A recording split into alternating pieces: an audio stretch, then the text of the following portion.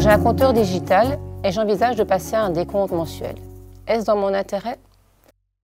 Si vous avez un compteur digital, votre gestionnaire de réseau de distribution connaît à tout moment votre consommation précise. Il est donc effectivement possible de payer chaque mois exactement ce que vous avez consommé. Est-ce vraiment intéressant? Jusqu'à présent, le coût réel de votre consommation d'énergie a toujours été étalé sur 12 mois. Dans la mesure du possible, votre coût annuel en énergie est estimé et divisé en 12.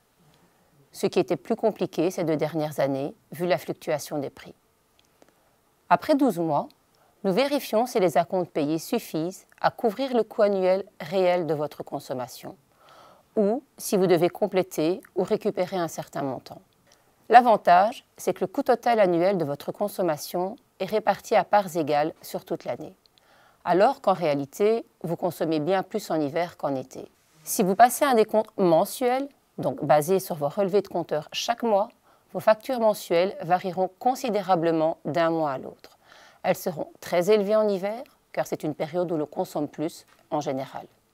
Et en été, vos factures seront beaucoup plus basses, votre consommation étant plus faible. Que vous optiez pour un décompte annuel ou mensuel, une chose est sûre, vous payez pour les kilowattheures que vous avez prélevés du réseau. Dans les 2 cas, vous payez une facture chaque mois. La différence se trouve dans la manière dont votre coût annuel total sera réparti.